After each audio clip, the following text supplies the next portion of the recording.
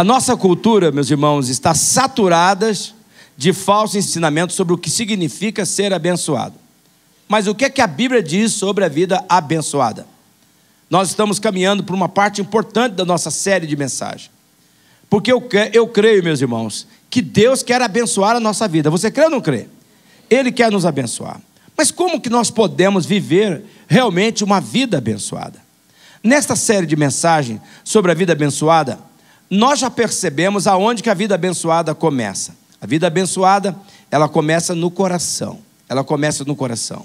Jesus foi claro quando ele afirmou: onde estiver o vosso tesouro, lá estará o vosso coração. Portanto, nós já sabemos que Deus não está atrás do nosso dinheiro, mas à procura do nosso coração. Ele busca o nosso coração. Deus sabe, meus irmãos, que há uma conexão entre o nosso tesouro e o nosso coração, nosso bolso e o nosso coração. E aqui, no início dessa pregação, eu quero fazer 2 lembretes imprescindíveis aos irmãos a que nós precisamos, de fato, nos atentar. O primeiro lembrete é que Deus exige as nossas primícias, irmãos, as primeiras coisas. Deus não aceita as nossas sobras. Entregar as primícias a Deus é vista por Deus como a verdadeira adoração. E a adoração, na verdade, é entrega. Adoração é livre oferta. Adoração é doação de amor. Por isso, o ato de dar, ele começa na atitude do coração. Então, por isso, Deus exige as primícias. Deus não aceita as sobras. Deus exige ser o primeiro na nossa vida, o primeiro em nosso tempo, o primeiro em nossos relacionamentos, o primeiro em nosso lazer, o primeiro em nossas finanças. Não é Deus que precisa de nós, é nós que precisamos de Deus. E nós temos que colocar isso no nosso coração. Nós temos que firmar isso no nosso coração. Jesus é claro, é enfático em Mateus capítulo 6, no versículo 33, quando ele afirma: busque, pois, em primeiro lugar, primícias, o reino de Deus e a sua justiça, e todas as coisas lhe serão acrescentadas. Veja aqui, irmãos, todas as coisas.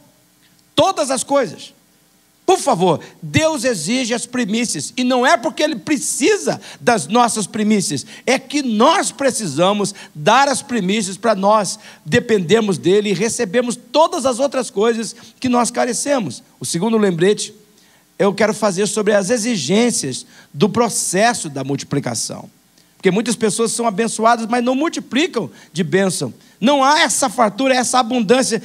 Há exigências do processo da multiplicação que nós não podemos esquecer. A multiplicação acontece através de algumas exigências que Deus faz. A multiplicação, ela exige, em primeiro lugar, consagração a Deus. Nós temos que consagrar a Deus. A multiplicação acontece após a consagração dos nossos recursos a Deus. O que for levado a Deus primeiro em adoração, Deus vai multiplicar depois. Isso é um fato, isso é uma realidade, é uma questão de fé. Tudo aquilo que entregamos a Deus, Ele devolve com bênçãos. E então aquilo que é devolvido para nós se multiplica nas nossas mãos. Foi isso que nós aprendemos no milagre da multiplicação dos pães. Jesus tomou os 5 pães e os 2 peixes e, olhando para o céu, deu graças e partiu aqueles pães. E em seguida ele entregou aos discípulos para que servisse o povo. Primeiro, os discípulos entregaram o que tinha a Jesus. Portanto, como nós já vimos nas outras mensagens, as nossas finanças são abençoadas quando nós trazemos primeiro a Deus. Nós entregamos as primícias para Deus. Nós colocamos o nosso dízimo para Deus. Se os discípulos tivessem começado a entregar os pães antes de passar pela mão de Jesus, antes de ser abençoado por Jesus, os pães não teriam se multiplicado. Primeiro precisava ser abençoado para depois multiplicar. A multiplicação, ela exige, em segundo lugar, suprir necessidades. Veja que na história da multiplicação dos pães, Jesus em seguida entregou os discípulos para que servisse o povo. Então, para sermos abençoados, nós precisamos primeiro trazer o nosso dízimo a Deus. Mas para multiplicar aquilo que nós temos em mãos, nós precisamos compartilhar aquilo que nós temos. Precisamos ser sensíveis para as necessidades que Deus vai nos apontar. Então nós precisamos estar sensíveis. Isto aponta também para os nossos desafios missionários, em ajudar determinadas pessoas. E eu vejo que a nossa igreja está compreendendo essa questão da multiplicação. Quando você consagra, Deus devolve a nós, e aquilo que fica na nossa mão, aquilo que Deus deixou conosco, vai multiplicar. A bênção vai nos perseguir, ela vai correr atrás de nós. Posso ouvir um amém de vocês? Agora, se os discípulos tivessem comido o pão, depois de Jesus ter abençoado, também não teria multiplicado. Se eles tivessem pegado o pão e comido primeiro, não teria multiplicado. Teria o potencial da bênção, mas não teria multiplicado. Muitas pessoas são fiéis nos seus dízimos, mas elas não ofertam nada além, ficam naquela lei, na regra, e por isso perdem a multiplicação que Deus quer dar nos seus recursos, porque é a lei da abundância. É quando você dá, vai ser dado a você, medida sacudida, recalcada, sacudida, pisada, bem abundante mesmo, como Deus abençoa e multiplica mesmo. A multiplicação, ela exige em terceiro lugar o testemunho da abundância. Nós vimos que no milagre da multiplicação dos pães, os discípulos, depois de ter entregado a Jesus, Jesus abençoou aqueles pães, depois de suprir as necessidades daquelas pessoas, todos comeram. Todos comeram. Não só comeram. Diz a Bíblia que todos ficaram satisfeitos. E não só comeram e ficaram satisfeitos. Diz que eles recolheram 12 cestos de pedaços que sobraram. Eles testemunharam os resultados do milagre. Eles testemunharam a multiplicação. É isso que Deus espera de nós, para que a multiplicação aconteça.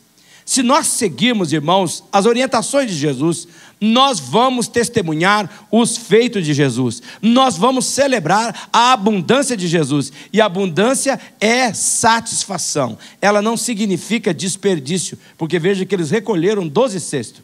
Eles aproveitaram. Era satisfação. Mas aqui há uma coisa que eu tenho que colocar. Há um porém, há uma vírgula, há algo importante. Antes da abundância vem a prova. Antes da abundância vem a prova. Uma das maiores provas é a nossa relação com o dinheiro. É a nossa relação com os dízimos. Há um texto completo sobre esse assunto, irmãos. E eu me refiro a esse texto que é Malaquias capítulo 3, que algumas pessoas quando escutam Malaquias ficam até com medo de escutar sobre Malaquias. Mas eu, em nome de Jesus, repreendo o espírito do mal que quer impedir você de ouvir a verdade de Deus aqui. Neste livro da Bíblia, nós encontramos princípios importantes. E eu quero destacar, eu quero falar rapidamente sobre alguns, para que a vida abençoada de fato aconteça no nosso lar, na nossa casa. Veja que no verso 6 de Malaquias capítulo 3, nós lemos, de fato, Deus dizendo, de fato eu, o Senhor, não mudo. Por isso vocês, descendentes de Jacó, não foram destruídos.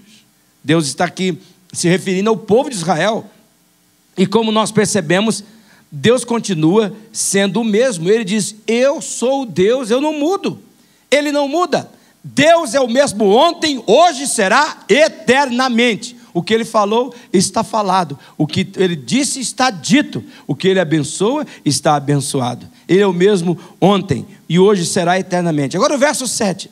Desde o tempo dos seus antepassados, vocês se desviaram dos meus decretos e não os desobedeceram. Agora Deus está chamando.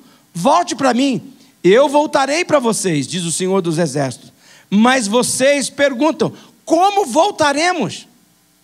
A frase em destaque, vocês se desviaram dos meus decretos. A que se refere? Refere-se, irmãos, a princípios normais, a princípios de comportamentos que foram estabelecidos por Deus. O dízimo, meus irmãos, ele é um princípio normal de comportamento pelo qual os filhos de Deus demonstram o quê? Demonstram gratidão. Gratidão por causa do quê? Por causa da provisão de Deus. Por causa daquilo que Ele tem feito, por aquilo que Ele envia a nós. Por isso, no verso 8, nós lemos o questionamento divino. Olha o texto. Deus pergunta, pode um homem roubar a mim? Roubar de Deus? E aí Deus faz uma afirmação. Contudo, vocês estão me roubando. E ainda pergunta, como é que te roubamos? Veja, o próprio Deus responde, nos dízimos e nas ofertas. Veja o verso 9. Vocês estão debaixo de grande maldição, porque estão me roubando. A nação toda está me roubando. Veja que o texto destaca. Vocês estão debaixo de grande maldição. Irmãos, daqui é forte. Isso aqui deveria causar temor no nosso coração. Nós deveríamos parar e avaliar. Nós estamos debaixo de maldição. Está falando do povo de Deus ali, do povo de Israel, que representa nós aqui nessa noite. Esse é o resultado de não viver conforme os princípios normais de comportamento estabelecido por Deus. Maldição. É certo, meus irmãos, nós sabemos que Jesus cancelou a maldição da lei na cruz. Isso diz respeito à nossa salvação. A nossa salvação. Mas olha, irmãos, presta atenção. Isso não significa que nós não seremos afetados se vivermos de qualquer jeito. Se não obedecermos os princípios de Deus. Se nós não atentarmos para os princípios que Deus tem estabelecido na sua palavra. Por isso, veja, meus irmãos, a primeira parte do verso 10. Deus dá uma ordem. Tragam o dízimo todo ao depósito do templo, para que haja mantimento em minha casa. Aqui a frase, tragam o dízimo todo ao depósito do templo, ela é muito importante. Por que ela é muito importante?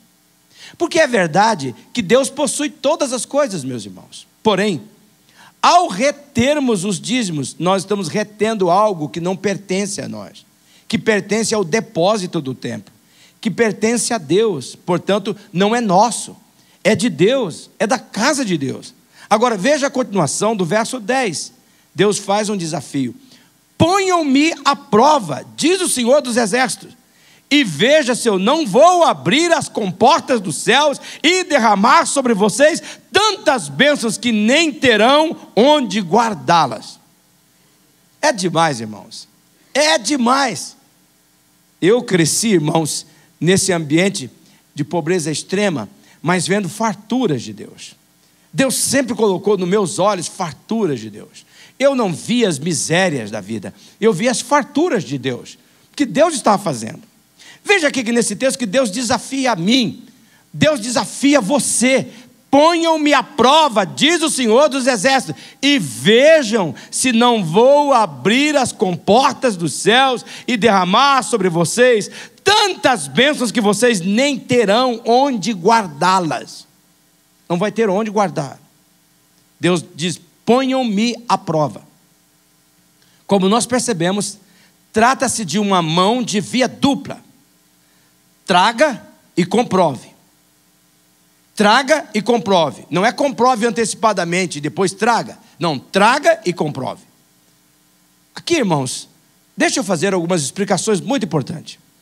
A instrução sobre o dízimo é tão importante de ser cumprida que ele permita que os dizimistas façam prova, façam teste de Deus. Agora veja o versículo 11, que tremendo esse versículo. Devido a vocês trazer o dízimo à casa do tesouro, Deus diz, impedirei que pragas devorem suas colheitas, e as videiras nos campos não perderão o seu fruto, diz o Senhor dos Exércitos. Agora o desfecho do verso 12 é incrível. Então todas as nações os chamarão felizes, porque a terra de vocês será maravilhosa, diz o Senhor dos Exércitos. Será que você está percebendo como que Deus está claramente falando? Coloca-me em prova. Eu sou devedor à minha mãe sobre esse ensino.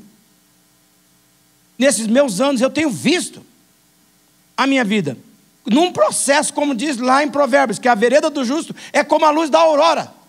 Muitos de vocês têm me acompanhado e sabem o que Deus tem feito na minha vida. Sabe como essa promessa do Senhor se cumpre na minha vida? E tem se cumprido aqui nessa igreja, irmãos. Nesta igreja. Então, Deus convida a gente, faça um teste, faça a prova. A pergunta que nós precisamos considerar neste momento é, o que é o dízimo? O que é o dízimo? Primeiro, meus irmãos, o dízimo é algo bíblico, é um ensino bíblico, o dízimo é bíblico. Nós vimos no texto lido que devolver o dízimo é uma ordem de Deus. Deus diz, traga o dízimo todo ao depósito do templo. Ele não faz um pedido, ele dá uma ordem. E cumpre a mim, a você obedecer. Mas muitas pessoas, para desobedecer, dizem assim, não, isso é coisa de Malaquias. É coisa do Velho Testamento. Deus mudou isso no Novo Testamento, as pessoas dizem. Mas como nós já lemos, em Malaquias, no capítulo 3, versículo 6, nós começamos a leitura dizendo, Deus dizendo, eu não mudo. Eu sou o mesmo ontem, hoje e serei eternamente. Também sabemos que no Novo Testamento, Jesus mesmo reforça a nossa obrigação, o mandamento do dízimo, como nós vemos em Mateus capítulo 23, no versículo 23. Jesus está dizendo, ele diz sim: ai de vocês, fariseus, os religiosos, mais legalistas, e demais líderes religiosos, fingidos, pois dão o dízimo até da última folha de hortelã da sua plantação, mas se esquece das coisas importantes. Aí ele refere 3 coisas: a justiça, a misericórdia e a fé. Aí vem a afirmação de Jesus: sim, vocês devem dar o dízimo, mas não devem deixar de fazer as coisas mais importantes. Jesus está deixando claramente aqui, olha, não pense que o dízimo tem a ver com a sua salvação, o dízimo tem a ver com a sua prosperidade. Você não deve abandonar de maneira nenhuma a justiça, a misericórdia e a fé, mas você tem que entender que eu sou um Deus que não mudo. O dízimo é um princípio de prosperidade, é as primícias que pertencem a mim. Percebeu que Jesus endossa a entrega dos dízimos, e esta entrega, ela é feita à casa do tesouro, a igreja. Nós entregamos nossos dízimos para homens mortais, que cuidam e gerenciam esses recursos. E ai daquele homem mortal que tocar naquilo que pertence a Deus. Porque uma das coisas que gerou descrédito no dízimo foi o Chico Anísio. Vocês se lembram quando ele criou aquele personagem, vamos passar a sacolinha? Vocês se lembram? Tinha uma musiquinha, Tintones, Glória, Tintones, vamos passar a sacolinha. E aí desmoralizou. E apareceram esses mercadores da palavra, vendendo bênção, explorando o povo. É por isso que muitas vezes o povo tem perdido a bênção do Senhor. Nós entregamos nossos dízimos para homens mortais que cuidam e gerenciam esses recursos, mas no céu, quem recebe o nosso dízimo é aquele que se declara que vive, Jesus Cristo. E vocês dizem, mas onde é que está isso na Bíblia? Eu mostro, Hebreus capítulo 7, no versículo 8, olha Hebreus capítulo 7, no versículo 8, leia esse texto comigo, por favor. No primeiro caso, quem recebe os dízimos são quem? São homens mortais. No outro caso, é aquele de quem se declara que vive. Veja, nós entregamos a homens, mas espiritualmente quem recebe é aquele que vive. Então a razão principal que muitos apontam para não dar o dízimo é o fato de Malaquias, a passagem que nós lemos, estar no Velho Testamento. Muitos dizem que o dízimo faz parte da lei de Moisés. Essa é uma outra coisa. Não, Malaquias está no tempo da lei, e então não tem nada a ver com o tempo da graça. É por isso que a igreja de Jesus vive debaixo da graça. Não precisa obedecer de jeito nenhum. Mas, meus irmãos, o dízimo é um princípio atemporal. Atemporal. O dízimo é um princípio divino que não é afetado pelo passar do tempo. Ou seja, ele não está limitado a uma ocasião, a uma época, a uma legislação da lei de uma raça ou de um povo. Quem afirma que o dízimo está relacionado apenas com a lei de Moisés está errado. E observe alguns textos bíblicos e perceba o equívoco que essas pessoas cometem nesta abordagem. Por exemplo, o texto de Gênesis, capítulo 14, versos 18 a 20. Por favor, não pense que esses textos não têm nada a ver com você. Tem tudo a ver com você, com a vida de bênção que Deus quer dar a você. Veja o texto de Gênesis capítulo 14, versículo 18 a 20. Então Melquisedeque, rei de Salém e sacerdote do Deus Altíssimo, trouxe pão e vinho. Verso 19. E abençoou Abraão dizendo, bendito seja Abraão pelo Deus Altíssimo, Criador dos céus e da terra. Agora veja o verso 20. E bendito seja o Deus Altíssimo que entregou seus inimigos em suas mãos. E Abraão fez o quê? E Abraão lhe deu o dízimo de tudo. Agora eu pergunto para você, quando é que isso aconteceu? 500 anos antes da lei de Moisés. 500 anos. Já era uma prática de obediência. E neste caso aqui, Melquisedeque é visto na Bíblia como um tipo de Cristo, uma teofania. Um tipo de Cristo. E por sua vez Abraão é considerado o pai da fé, o nosso pai espiritual. Abraão entregou o dízimo de tudo. O dízimo é bíblico, antes da lei. Agora veja o outro texto, para gerar compreensão, para tirar esses equívocos da incredulidade. Em Gênesis no capítulo 28, no versículo 20 a 22, agora é Jacó. Jacó fez um voto dizendo, se Deus estiver comigo, cuidar de mim nesta viagem que eu estou fazendo, prover-me de comida e roupa, e levar-me de volta em segurança à casa do meu pai, então o Senhor será o meu Deus. E agora o versículo 22. E esta pedra que hoje coloquei como uma coluna servirá de santuário de Deus. E tudo que me deres, certamente te darei o dízimo. Agora eu pergunto de novo, quando é que isso aconteceu? 400 anos antes da lei de Moisés, no mínimo 400 anos. O dízimo existe antes da lei de Moisés. Portanto, o dízimo é um princípio atemporal. Tanto que é verdade que depois da prática de Abraão, de Jacó, foi que Moisés, lá no deserto, no livro de Levítico, no capítulo 27, no versículo 30, declarou os dízimos como parte da lei. Todos os dízimos da terra, seja dos cereais, sejam das frutas das árvores, pertencem ao Senhor, são consagrados ao Senhor. Portanto, o dízimo é bíblico, é um princípio atemporal, como nós já temos ensinado aqui. Ele é um princípio bíblico para a bênção de Deus fluir na nossa vida, para que a nossa vida seja como a árvore plantada junto ao ribeiro e não junto à fossa, para que dê fruto na estação própria. Na estação própria fala de um processo, irmãos. Não é que eu dei o dízimo ontem e que então essa prosperidade já começa a acontecer não, na estação própria. A gente vai ter que semear. Eu quero uma outra hora falar sobre essas estações que nós temos da semeadura, para colher abundantemente da bênção de Deus. Agora, continuando a minha resposta do que é o dízimo, em segundo lugar, o dízimo também, além de bíblico, ele é um teste. Ele é um teste. Eu paro nesse momento para orar e clamar ao Espírito Santo para que você tenha revelação dessas verdades, para que você experimente a bênção de Deus na sua vida. Deus, ao dar a ordem, traga o dízimo todo ao depósito do templo, para que haja mantimento da minha casa, Deus efetua um teste conosco. Que teste é esse? Primeiramente, Deus, através do dízimo, faz um teste do nosso coração. Do nosso coração. Deus procura revelar a mim. Deus procura revelar a você, não a Ele, mas mostrar a nós aonde é que está o nosso coração. Será que o nosso coração está com Ele ou está com o dinheiro? Será que nós servimos a Ele ou as riquezas? O Deus Mamon, que é uma entidade, um espírito do mal. Segundo lugar, Deus, através do dízimo, faz um teste na nossa confiança. É no coração, mas é também na nossa confiança. Deus procura mostrar aonde nossa confiança está, em nossas mãos, ou nas nossas posses, ou na provisão de Deus. Aonde é que está a nossa confiança? Em quem é que nós estamos confiando? Também, em terceiro lugar, Deus, através do dízimo, faz um teste em nossa dependência dEle. Será que nós estamos dependendo dos recursos celestiais, ou do nosso trabalho, ou da nossa capacidade pessoal? Tem pessoas que se desesperam quando perdem o emprego. Tem pessoas que se desesperam quando tem um problema financeiro. Por quê? Estão dependendo dos recursos e não de Deus, do Pai Celestial. Deus, através do dízimo, faz também um teste da nossa fidelidade. Deus testa a nossa fidelidade. Ele quer saber, Ele quer mostrar para nós. Será que nós seremos fiéis mesmo em qualquer situação? Então o dízimo também é um teste. Eu vou entregar meu dízimo porque as primícias é de Deus. Em qualquer situação, eu vou ser fiel ao Senhor.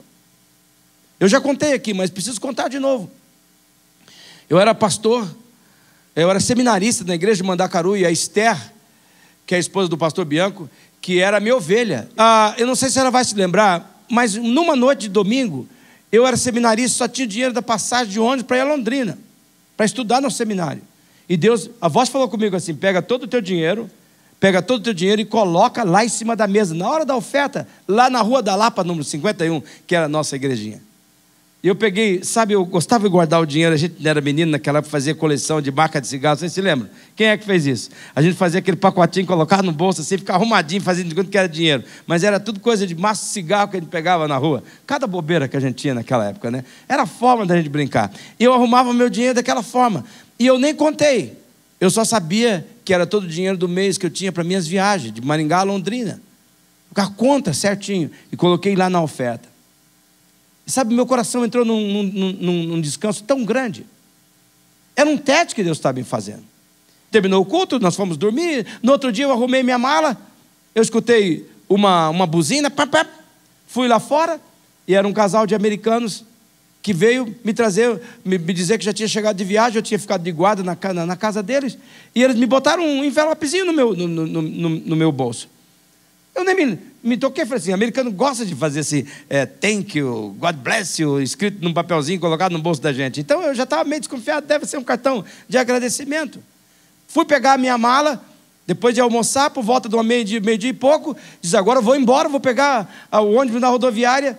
E eu me lembrei, meu Deus do céu, botei a mão no bolso. Eu dei todo o meu dinheiro ontem, com o que é que eu vou embora? Eu, quando toquei assim, eu toquei no envelope. Peguei o envelope. Dentro daquele envelope, tinha mais de 10 vezes o que eu tinha dado naquela outra noite. É um teste. Será que nós seremos fiéis mesmo em qualquer situação? Deus, através do dízimo, faz um teste da forma como nós vamos manusear o dinheiro. Ele vai testar a forma que nós vamos lidar com o dinheiro. Será que nós seremos dignos de lidar com o dinheiro? Jesus é muito claro, meus irmãos, em Lucas do capítulo 16, ele diz assim, quem é fiel no pouco, também é fiel no muito, e quem é desonesto no pouco, também é desonesto no muito. Olha o versículo 11, assim, se vocês não forem dignos de confiança em lidar com as riquezas desse mundo ímpio, quem lhes confiará as verdadeiras riquezas? O dízimo, então, ele é um teste. Veja, é um teste para mostrar como é que nós lidamos com essas riquezas humanas, como é que nós lidaríamos com as verdadeiras riquezas. Nós não podemos esquecer que tudo que existe, irmãos, pertence a Deus. Mas por que tudo que existe pertence a Deus? Vou lhe dar alguns motivos. Primeiro, porque foi Ele que criou todas as coisas. Ele criou eu, criou você, criou todas as coisas. Segundo, porque depois de ter criado, Ele ainda comprou de volta pela redenção da cruz, pela sua morte na cruz, pelo seu sacrifício. Terceiro, se não bastasse tudo isso, você um dia que está aqui, entregou seu coração a Jesus, dizendo, tudo que eu sou, tudo que eu tenho pertence a ti. Então Ele é dono de tudo, por esses 3 motivos. Portanto, o dízimo é Deus testando os nossos corações. Quando alguém insiste em defender que não deve dar o dízimo, eu penso comigo, como é que pode? Deus deu o seu filho, e essa pessoa não pode dar os seus 10% das suas contribuições como reconhecimento a Deus, como obediência a Deus. Sabia, meus irmãos, que o número 10 na Bíblia sempre representou um teste? Eu achei interessante essa pesquisa que fiz e constatei. Por exemplo, quantas foram as pragas de Deus no Egito? 10. Por 10 vezes Deus testou quem? O coração de Faraó. Era um teste. Quantos mandamentos existem na Bíblia? 10 mandamentos. Quantas vezes Deus testou o povo de Israel no deserto? 10 vezes. Está escrito em Número, no capítulo 14, no versículo 21 a 23. 10 vezes. Quantas vezes Jacó teve o seu salário mudado? 10 vezes. Está em Gênesis 30. Era um teste de Deus com o coração de Jacó. Por quantos dias Daniel foi testado na Babilônia, conforme Daniel capítulo 1, versículo 12? 10 vezes. Quantas virgens existem em Mateus capítulo 25? 10 vezes, teste de estar preparado para Jesus. Quantos são os dias da tribulação em Apocalipse? 10, Apocalipse capítulo 2, versículo 10. Quantos eram os discípulos de Jesus? 10? Não, 12. Mas a minha pergunta não deixou de ser um teste. 10 é o número de teste. Eu volto a enfatizar a vocês. O dízimo é um teste de mão dupla. Eu quero registrar essa frase. O dízimo é um teste de mão dupla. Deus não apenas está te testando. Não é um teste apenas para mostrar meu coração, minha confiança, minha fidelidade. É isso sim, mas não é apenas isto. Essa passagem de Malaquias que nós lemos é a única passagem na Bíblia que Deus diz, você pode me testar, prova-me. Coloca-me em prova. Coloca-me em prova. Eu desafio vocês, teste-me. Não é só uma coisa que eu estou testando você, mas vocês também podem me testar. E o Salmo 34, versículo 8, ele coloca assim, procure descobrir por você mesmo como o Senhor Deus é bom. Feliz aquele que encontra segurança nele. Olha que palavra demais que Deus está colocando aqui.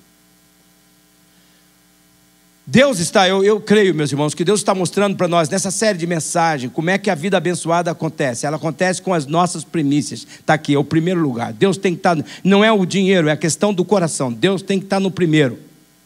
E Ele diz, você pode me provar. Eu vou testar o seu coração, eu vou revelar para você o seu coração. Por isso que muitas vezes a gente não experimenta as bênçãos, porque no nosso teste nós descobrimos que o nosso coração não está pronto ainda. Mas mais do que isso, vocês não estão provando a mim. Eu desafio vocês. E eu não estou nem aí se você vai dar ou não o seu dízimo. Não estou nem aí. Nossa igreja não precisa da sua oferta. Como eu falei para um homem lá no clube de Águas Quentes: vamos dar nosso dinheiro para a igreja do pastor. Eu falei assim: minha igreja não precisa do teu dinheiro. Deus está atrás do teu coração. Porque o teu coração é que está a questão da verdadeira adoração. Mas eu queria que você hoje saísse daqui: eu vou não provar o Senhor, experimentar na minha vida, descobrir por minha experiência que Ele é bom. Eu queria neste momento que você fechasse os seus olhos. Eu quero concluir neste momento com seus olhos fechados, cabeça curvada. Quero dizer para você: Deus faz de tudo para que eu e você vivamos plenamente satisfeitos. Ele não quer nos ver sobrecarregados. Por isso Ele desafia a prová-lo. Ele nos desafia a entregar nossos fardos para que Ele seja a nossa paz. Ele espera que creiamos em sua promessa, até que a nossa covardia, o nosso medo cesse. Deus deseja que experimentamos da provisão da sua graça maravilhosa. Ele vê a nossa batalha, mas Deus não está à procura da nossa batalha. Deus procura o nosso coração. Tudo que Deus tem é nosso. Deus deseja cuidar pessoalmente de nós. Só Deus pode de fato nos satisfazer. Esta é a prova que Deus quer que você faça. Permita que Ele satisfaça você. Permita que Ele cuide de você. Permita que Ele faça você prosperar, para que você seja como árvore plantada junto ao ribeiro, que dê fruto na estação própria, cujas folhas não caem, e aonde você chegar vai prosperar. Como Daniel, aonde ele chegou prosperou, porque as primícias na vida dele era para Deus. Missionária Central de Maringá.